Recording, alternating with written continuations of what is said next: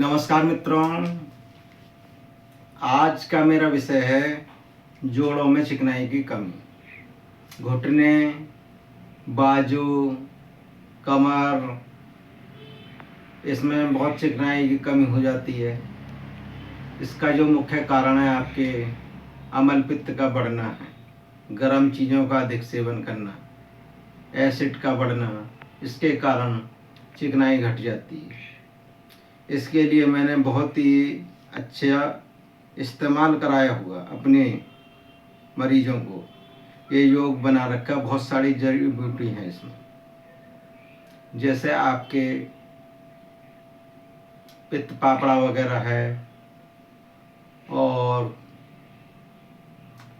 राल है, गोंद है, बहुत सारी चीज़ें इसके अंदर। इसको मैं मरीजों को दे रहा हूँ, सभी को बहुत अच्छा फ़ायदा है। सिर्फ दूध के साथ लेना सोते समय एक बार।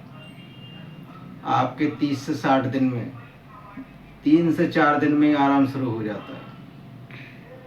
और यदि आप मेरे से मंगाना चाहते हैं तो मोबाइल नंबर 9358511967 पर कॉल कर सकते हैं और पे फ़ोन नंबर 7456035363 और व्हाट्सएप पर ही आप मैसेज कर सकते हैं और इसी पर आप ऑर्डर कर सकते हैं। इसी के साथ मेरी वीडियो को लाइक करें, चैनल को सब्सक्राइब करें। जय हिंद, जय भारत।